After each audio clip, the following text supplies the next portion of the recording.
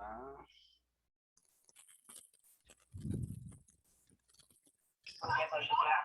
Eu vou continuar fazendo a mesma coisa de sempre. Mas também não quero conhecer amigo seu nenhum. Tipo assim, como se você... Emiliana, olha o áudio. Não é de Emiliana, não? Vamos lá, gente. Está aparecendo para vocês? Sim. Sim. Vamos lá. Bem, ontem a gente teve aquele contratempo, né? Então vamos retornar lá do início que a gente havia conversado. Bem, a educação brasileira ela é dividida em dois níveis, tá? Primeiro nível é a educação básica, segundo nível é o ensino superior, tá? A educação básica ela vai visar o desenvolvimento do educando, tá? Ela vai desenvolver a base dele com dois princípios, um para a cidadania e o outro para o preparo para o mundo do trabalho. Tá? O mundo do trabalho é sempre um foco nas legislações educacionais brasileiras. Tá? Bem, e a nossa educação básica, como ela é dividida? Ela é dividida em três etapas. Tá? A educação infantil, o ensino fundamental. Eu posso até passar para estrutura que fica mais fácil para a gente falar. Deixa eu pegar aqui.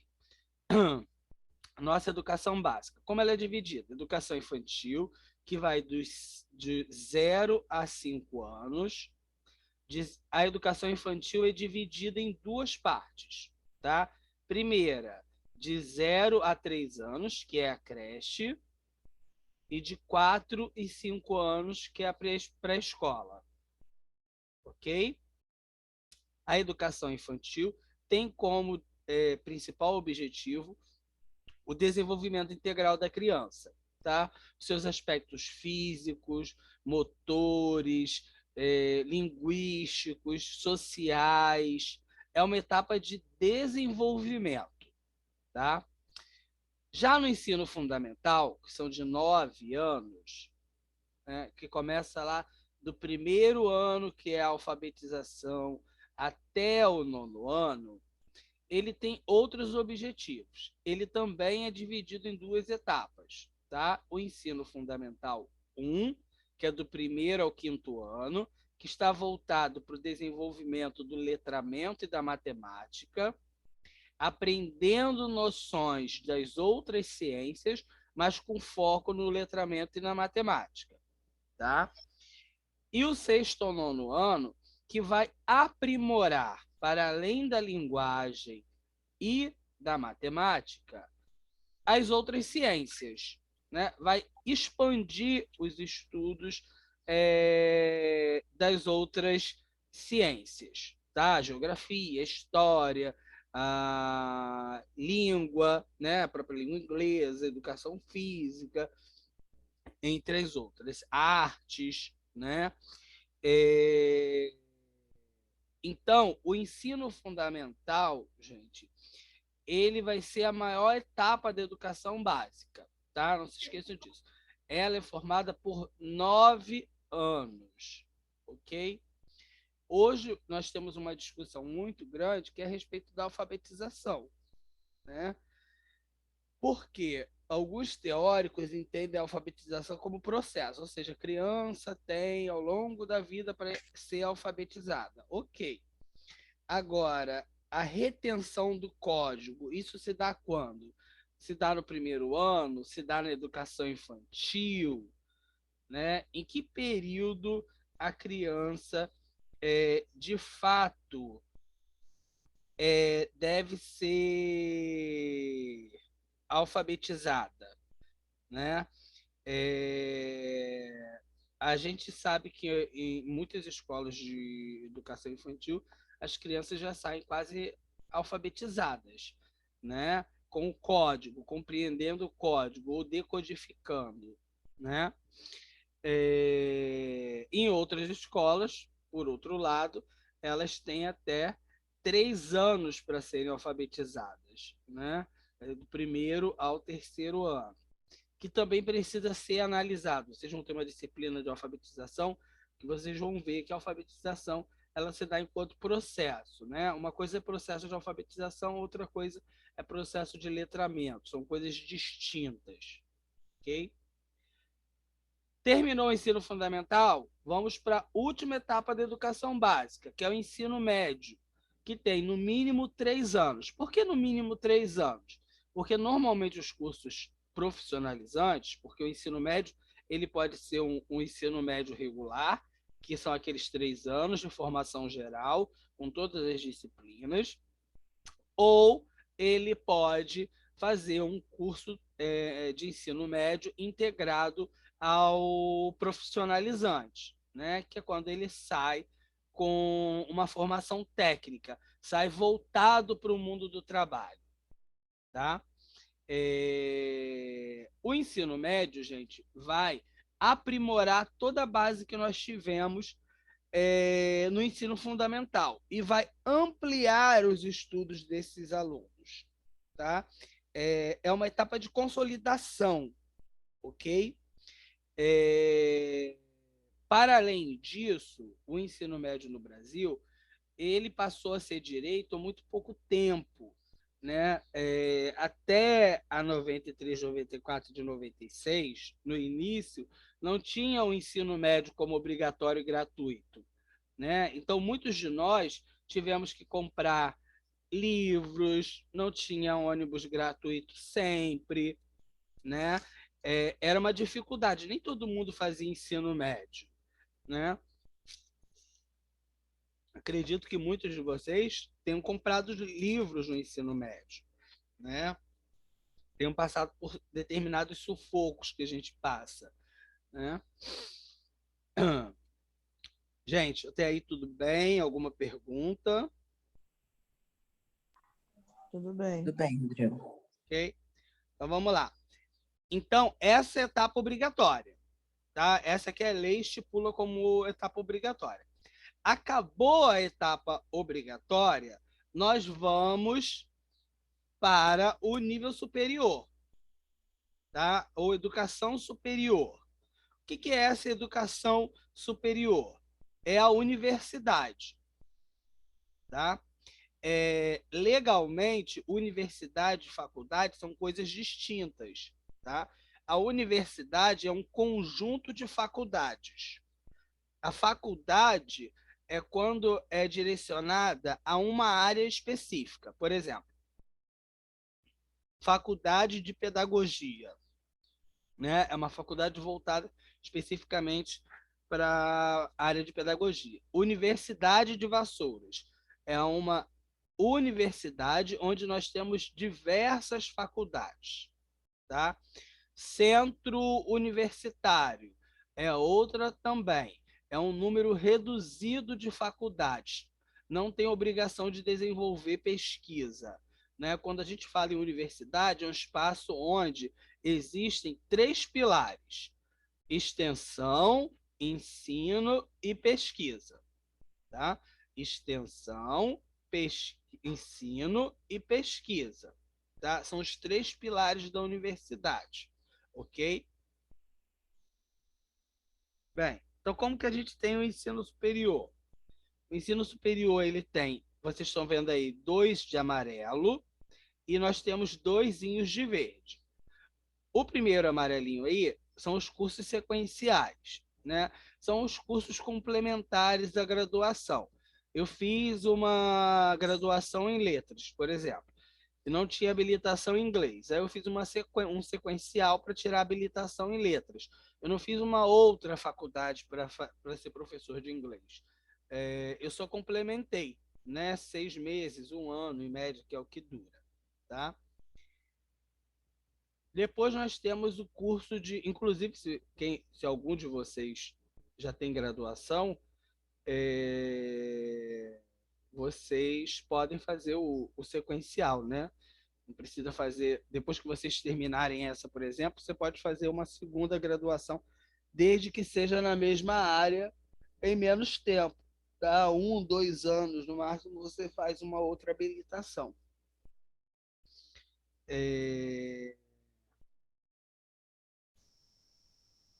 Vamos lá.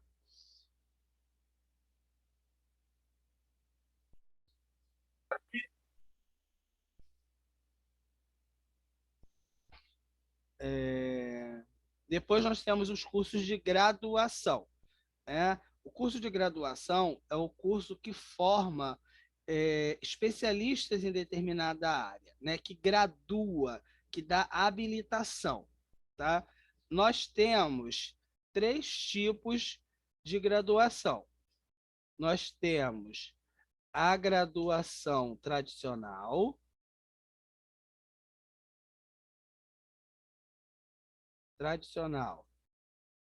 bacharelado, que forma especialistas, pesquisadores, tá? Pessoas que não vão atuar em sala de aula. Nós temos as licenciaturas, que formam especialistas para a sala de aula, ou seja, professores. Voltada para a docência. E nós temos os tecnólogos.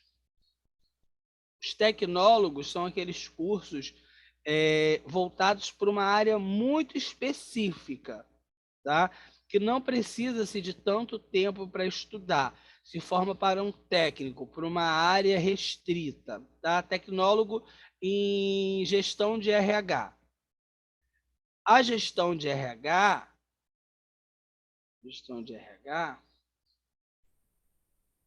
está dentro da ADM, da administração. Então, o tecnólogo, ele é um fragmento de uma graduação tradicional. Tá? Por isso que ele dura menos tempo, normalmente 2 anos, 2 anos e meio. Alguns têm 3 anos também. Mas o diploma é o mesmo, tá? O diploma é de graduado normal, tá? É como se fizesse um curso técnico em nível superior. Rodrigo, Fala, mano. nesse caso, os tecnólogos, eles podem fazer mestrado, doutorado? Ou tem que fazer uma... Podem fazer. Ah, tá. O diploma deles é de graduação normal. A diferença é o fim da função. Eu tinha essa dúvida, achava que tinha que fazer mais alguma extensão. Pode sim.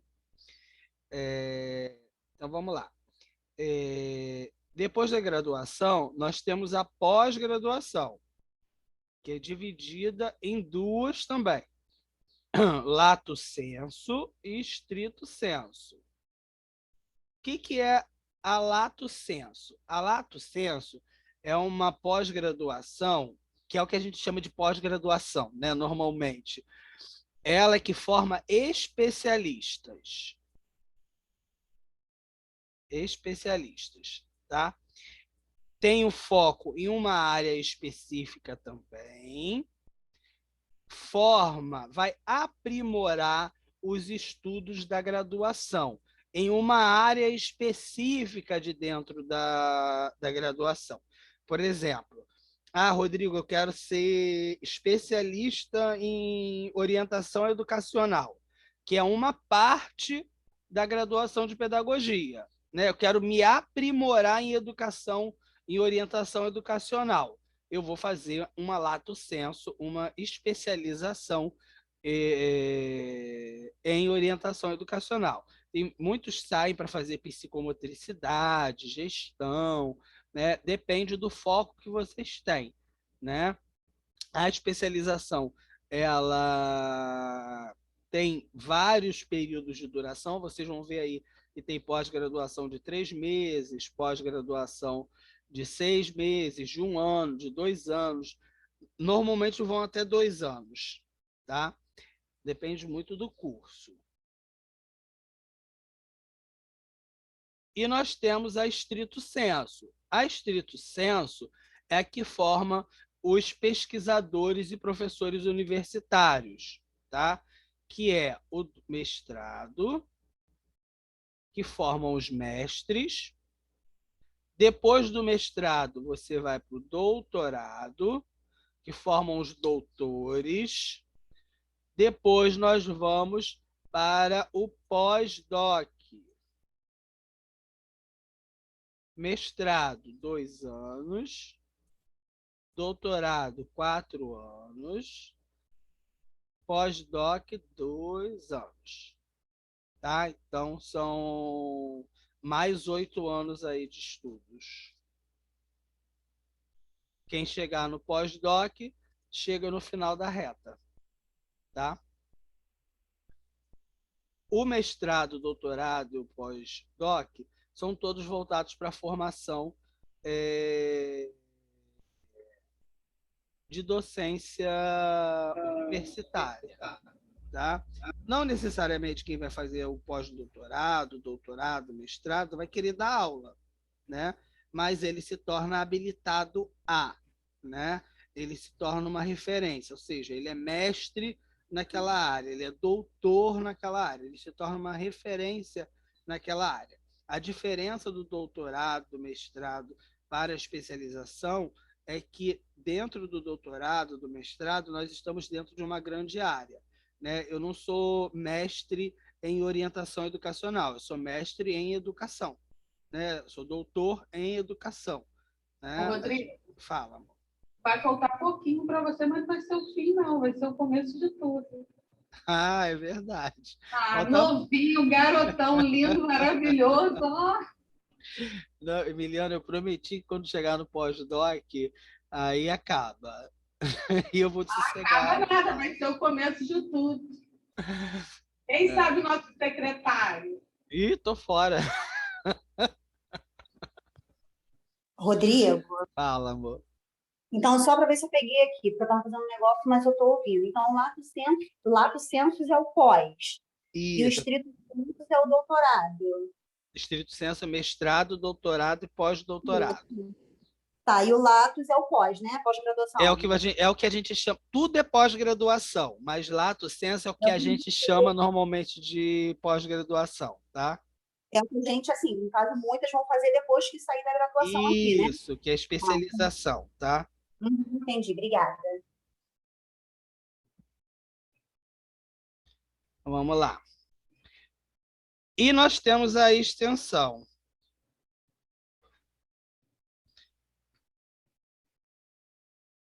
O que é o curso de extensão, gente? O curso de extensão são cursos livres que a universidade oferta, tá?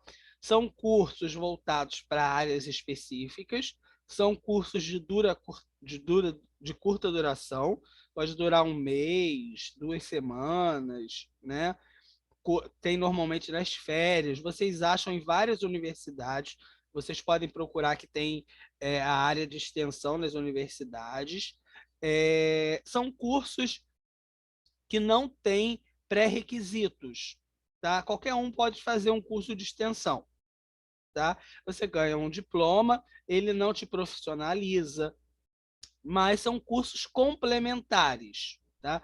Vai complementar a sua formação. Vocês podem, por exemplo, entrar no site da UERJ, da UF, que vocês vão ver que tem vários cursos de extensão e vocês podem se inscrever, né? Para vocês é muito bom porque conta como carga horária, né? Além de título, depois, quando vocês forem fazer prova, alguma coisa do tipo, o curso de extensão, ele vale a pena ainda mais para você já colocar o pezinho em outra universidade também, tá?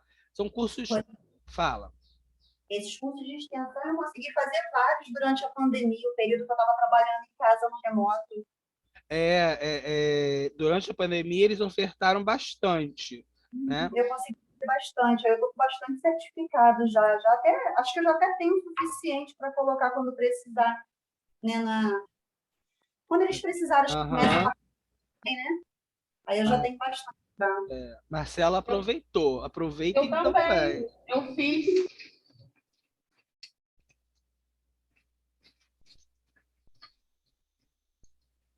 É sempre bom, gente, fazer a extensão.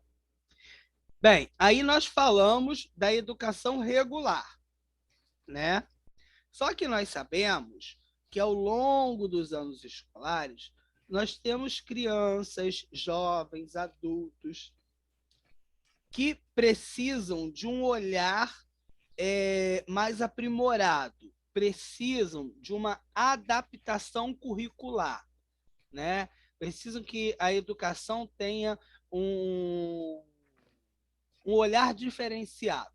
Diferenciado no sentido não de transformar uma diferença, né? Mas de se adaptar à necessidade dessa pessoa, né? Essas formas de adaptar o currículo, né, nós vamos chamar de modalidades, ok? Então, a nossa educação básica, ela vai ter as etapas, que é o ensino, educação infantil, o ensino fundamental e o ensino médio. E, além disso, ela tem as modalidades que atravessam essas etapas, tá? Então, vamos lá. Primeira modalidade nossa aí, educação de jovens e adultos. Por que ela é uma modalidade? Porque ela é uma adaptação para atender um público que não conseguiu terminar os estudos na relação idade-série correta, né? Ou seja, os jovens e adultos que não conseguiram concluir os seus estudos e precisam estudar, eles têm garantido pela lei uma estrutura, uma adaptação curricular, uma adaptação dos anos escolares voltados para a sua prática, né? A educação de jovens e adultos, gente, inicia-se a partir dos 15 anos, a partir do momento em que o aluno está em distorção seriedade. Um aluno de 15 anos deveria estar no primeiro ano do ensino médio, né? Se ele estiver no sexto ano, por exemplo, ele pode ser encaminhado para a EJA, tá? Vocês sabem me dizer por que começa a contar dos 15 anos?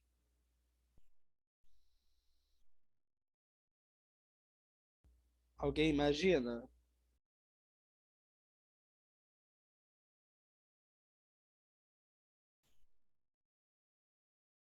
Seria para o aluno conseguir terminar com a idade dos 17 anos? Não, não, tá ligado ao desenvolvimento deles, por incrível que Ah, tá. pareça. Porque entende-se que a partir dos 15 anos, teoricamente, o adolescente já está melhor desenvolvido, já está numa fase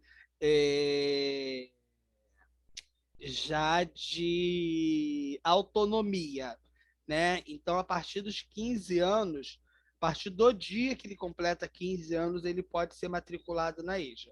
Rodrigo, meu filho tem 15 anos, está na 8ª série, a escola quer passar para a EJA. Ele é obrigado? Não, não é.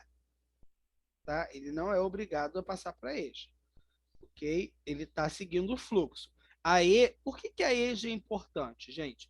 Porque ela vai adaptar o currículo para essa criança, ou deveria adaptar, né? Se eles não conseguiram estudar na idade certa, não é a idade certa, né? Na idade que a gente chama de regular, alguma coisa aconteceu, né? Agora, não adianta eu pegar aquela senhora, aquele senhor, e botar lá no quadro, como Paulo Freire falava, Eva viu a uva, né? Eu tenho que adaptar para esse público, tá? Fala, Emiliano. Eu estava aqui querendo achar minha pastinha, porque eu imprimo tudo dos cursos que eu fiz, dos vários também. Mas eu lembro que você atentou que nós temos que prestar atenção. O que seria para poder ver se tem validade realmente? Desculpa, repete a pergunta. Você tinha falado, não nessa aula, numa aula, E aí eu peguei, imprimi, eu comprei um papel melhorzinho, imprimi todos os certificados dos cursos que eu fiz. Você tinha falado que nós temos que atentar para ver se tem validade realmente. Se é o que você falado que tinha que ter um quê? Olha só, primeira coisa, se você pegou um certificado, se ele foi digital, ele tem que ter assinatura digital. Embaixo tem que vir um código imenso lá que qualquer pessoa consiga verificar se aquele certificado é real. Se ele foi Daqui, deixa eu te mostrar, por exemplo. Esse daí você pegou pela internet ou Eu fiz mais de 20 cursos, que foram todos pela internet. ele E não teve tem? pago também, eu paguei também alguns. Ele tem que vir com a certificação embaixo, tá? Tem que vir com a certificação digital, Tá bom, então. tá? Eu não vou conseguir enxergar daí, mas depois, se você quiser, você pode mandar foto no privado, tá bom? Tá ok, obrigada. Bem, depois da educação de jovens e adultos, nós temos outra modalidade importante, que é a educação especial, né? O que é essa educação especial, né? É a modalidade ligada a pessoas portadoras de necessidades especiais. É a educação voltada para a inclusão, né? Atrelada a crianças que têm transtornos ou algum tipo de deficiência, né? Gente, a educação especial é muito ampla, é muito grande, é muita coisa para estudar, né? Inclusive, vocês vão ter aula de educação especial comigo lá na frente, porque eu que dou essa matéria, né? Não pensem que educação especial é a mesma coisa de inclusão, né? Eu posso falar para vocês que eu tenho educação especial na escola, né? Eu dou atividade para aquela criança, do não sei o quê, não sei o que lá, mas não necessariamente, eu tenho um professor de apoio, mas não necessariamente a escola é inclusiva, né? O que é essa escola? O que é a escola ser inclusiva? É Ela está tornar-se preparada, né? despreparada. É um espaço tornado para todo mundo, dentro das suas características e peculiaridades, né? Por exemplo, eu falo assim para vocês: olha, minha escola é acessível. Aí eu pergunto, mas por que a minha escola é acessível? Tem uma rampa lá. Só a rampa garante acessibilidade, né? Eu estou falando em rampa, eu tenho que falar em rampa, em, em adaptação para os deficientes visuais, para os deficientes auditivos, ou seja, uma série de coisas que tem que ter dentro da escola que normalmente não tem, né? Porque só se pensa quando aquele aluno chega. Eu não construo a escola para todo mundo. Eu construo a escola para o padrão. Aí, se chega uma criança, né, com algum tipo de necessidade, não, vamos fazer uma rampinha ali, vamos botar um. Pensa-se depois. Se hoje nós somos uma sociedade inclusiva, se hoje nós somos uma sociedade, que eu acho muito estranho a gente falar isso, né? Porque a sociedade, ela é sociedade ponto, ela tem que ser para todo mundo, né? Ela tem que ser adaptada, ela tem que ser naturalizada de forma que a pessoa não tenha que reivindicar aquilo.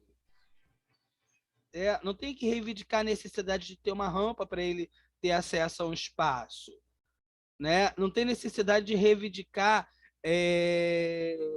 um corrimão para ele conseguir ir ao banheiro, né? Então, a educação inclusiva, a educação especial, está ligada, eu tenho muitos orientandos, inclusive, dessa área, ligadas às adaptações curriculares para crianças com deficiências e transtornos, tá?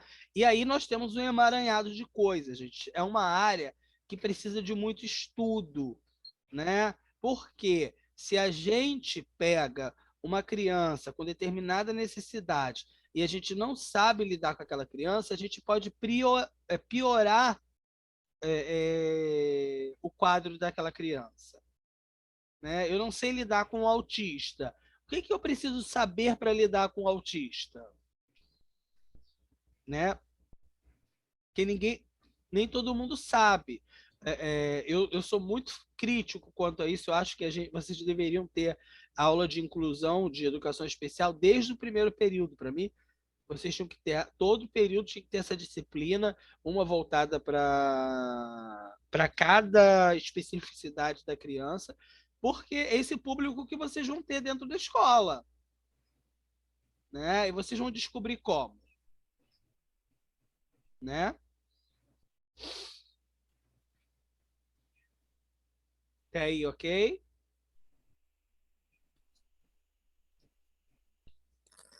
Ok, professor. Ok, professor. É importante, gente, frisar para vocês que vocês vão ver isso aqui tudo de novo, só que mais aprimorado. Por quê?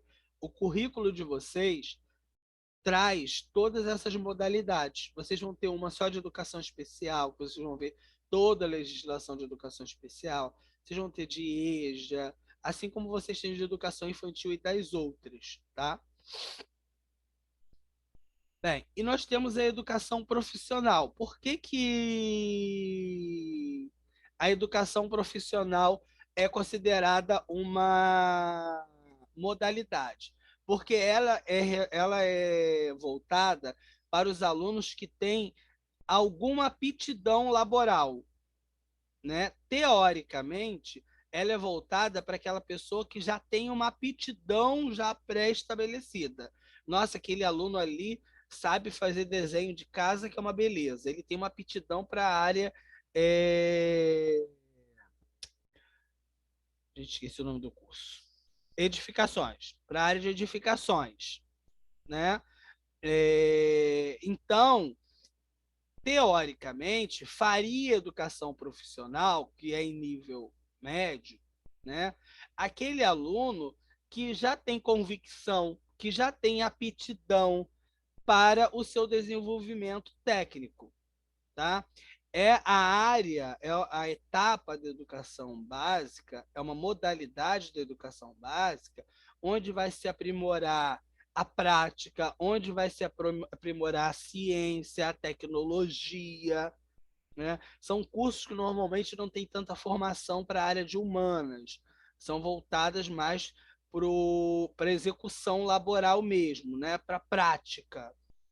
Às vezes você aprende muito mais na prática num curso técnico do que num curso de graduação, né? Às vezes a graduação ela fica muito presa à teoria, né? E não muito à prática, tá? E depois nós vamos ter a educação à distância, né? Que é o que a gente chama de EAD, que a LDB já reconhece, né? O EAD para o ensino superior.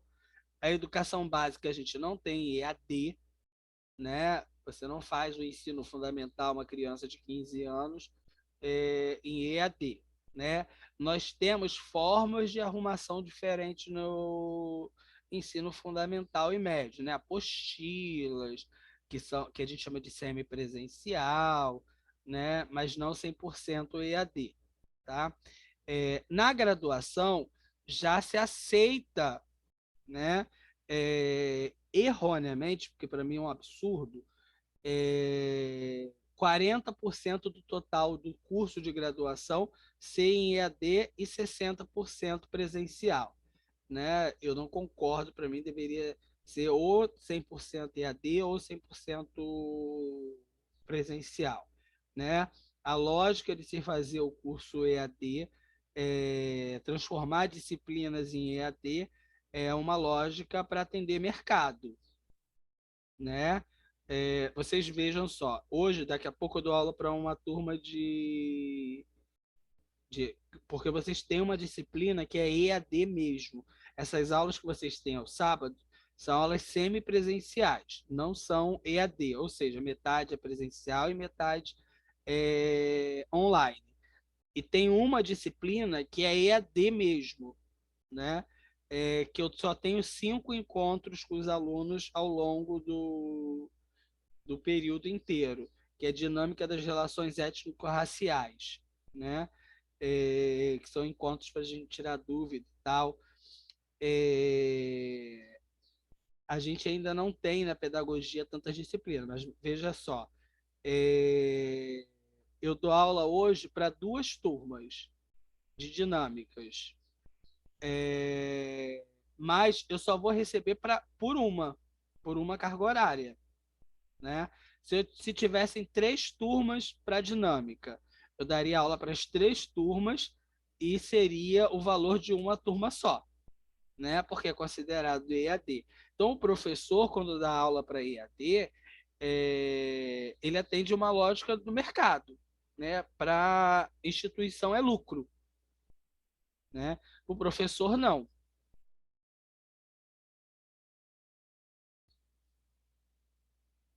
Bem, e depois nós temos aqui a educação indígena, tá?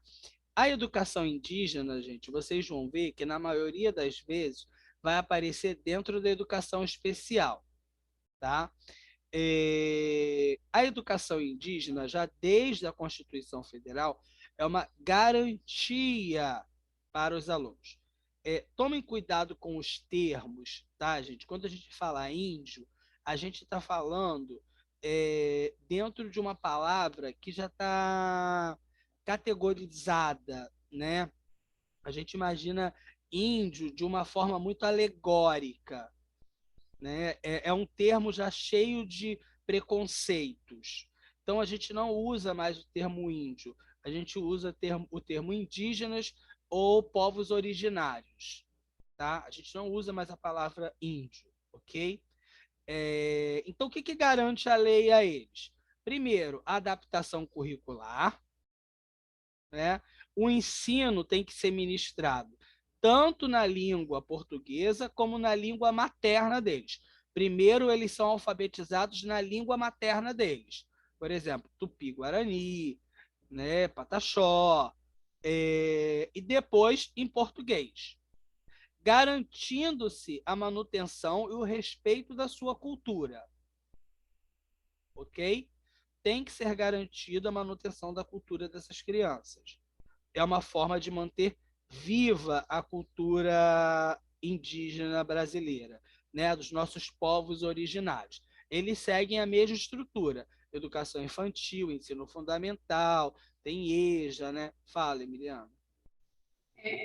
Falando em cultura indígena, tenho uma vontade de ir. Eu nunca fui aqui, né, em Maricá, que tem, mas dizem que lá tem que marcar, é complexo. Eu tenho muita curiosidade de conhecer um pouco, estar mais próximo.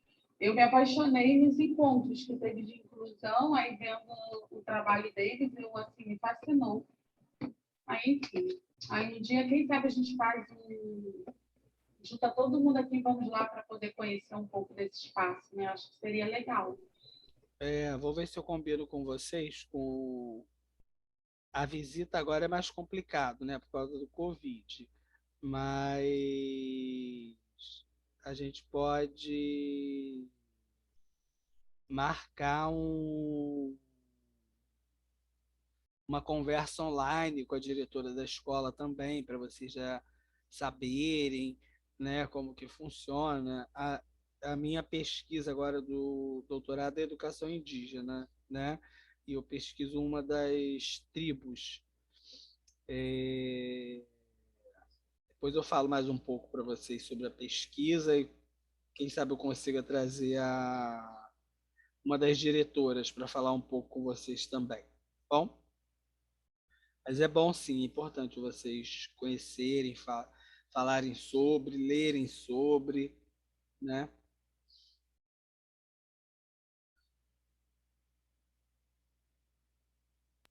Professor, Oi. mas e se eu quero dar aula para indígena? Eu tenho que fazer uma pós-graduação Ou Não, tem que não. fazer um curso de extensão? Como é que é? Não. Você pode dar aula para educação indígena. Por quê? Eles têm a base comum, ou seja, eles têm o professor é, de português, de matemática, história, geografia, que somos nós, e eles têm o professor de língua materna deles, que tem que ser alguém da etnia deles. Ah, entendi. Então teria que ser um Tá? pedagogo, mas que seja indígena, Veja bem. para dar a língua materna. Isso.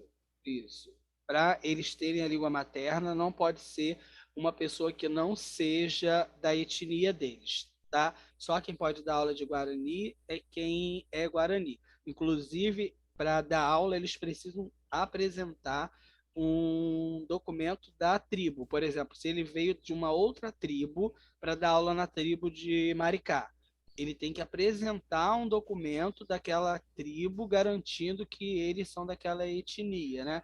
Que eles são parentes, porque eles chamam de parentes. Para eles, todos são parentes. Vocês vão ver que eles são muito. Eles não se consideram nômades, né? Mas, em essência, eles são porque eles ficam visitando as outras aldeias. Então, eles estão aqui hoje, amanhã eles estão lá no Tocantins, depois eles estão e vão andando, né? Bom dia. Eles estão visitando parentes, né? Fala, Jerema. Bom dia, amor. Bom dia, desculpa o atraso, professor. Nada, meu amor.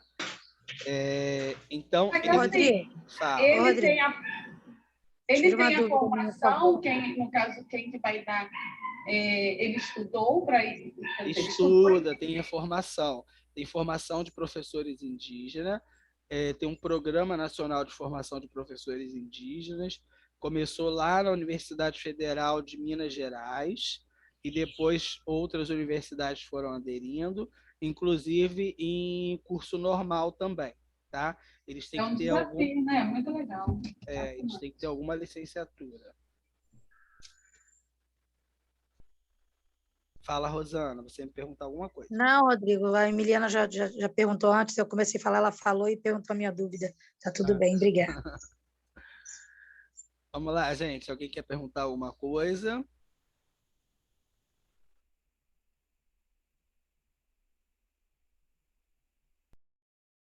Não? Tudo ok? Chegaram a olhar o exercício que eu deixei para vocês? Sim. Eu já entreguei. Eu já fiz, já. Já fiz também, professor. Olha só, gente. Na próxima semana, nós vamos para a parte final da LDB, que é a parte de financiamento. Eu já vou deixar lá no AVA para vocês essa parte final. É uma parte complexa, então é importante que vocês leiam antes, porque é a parte, quem não gosta de matemática, né? Quem gosta de matemática não tem problema. Agora, quem não gosta já é uma parte mais complicadazinha de se entender, tá? Porque vai lidar com porcentagens, né? Com divisão de lucro, de recursos, tá bom? Então, eu já preciso que vocês já tenham essa leitura do que é esse financiamento da educação e a importância dele para a educação nacional, tá bom? Professor, deixa eu te perguntar, então. O material que o senhor falou que era para fichar, é esse material dessa aula? Isso mesmo. Não entendi? É isso mesmo. Ah, tá. Bom? Mas é para entregar ou é só para o nosso conhecimento mesmo? Não, é para botar lá no AVA. Tá lá o espaço para vocês colocarem. Tá bom? É porque isso aí são coisas que caem em concurso. É importante que vocês lembrem. É a parte chata do negócio, né? Inclusive, Rodrigo, eu fiz o concurso e eu me saí muito bem, porque pelas suas aulas, assim, quero até te agradecer. Eu que foi agradeço. Muitas coisas assim que perguntaram, que caiu, foi as suas explicações. Você contribuiu bastante. Fico feliz e estou aqui na torcida para a senhorita ser chamada. A torcida. Crianças, bem, a gente encerra então essa parte por aqui. Peço perdão a vocês ontem. Hoje não caiu, mas sempre vamos tentar achar outras formas, né? A gente está vivendo aí um momento difícil que a gente... ontem a gente teve a perda de mais uma pessoa, né? Ontem eu até li algumas coisas muito ruins da internet. Um cara colocou que todo mundo chorando pela Marília Mendonça e não choraram pelos 600 mil. Falei assim, nossa, gente, é um absurdo, né? Porque foi uma pessoa que lutou tanto por essas pessoas também, né? As pessoas não conseguem entender, ficam tentando mensurar dor, né? Dor não se mensura, né? Mas enfim, vamos desejar a luz para o coração dessas pessoas. Crianças, ó, forte beijo, fiquem bem. Daqui a pouco vocês têm aula de Bruno e eu vou dar aula também, né? Agora eu vou mandar material de TCC, tá? Daqui a pouco eu boto a gravação da aula, tá bom, gente? Melhoras, tá, Rodrigo? Deus te abençoe. Tô Tá quase bom. bom. Beijo. Bom dia, Tchau. professor.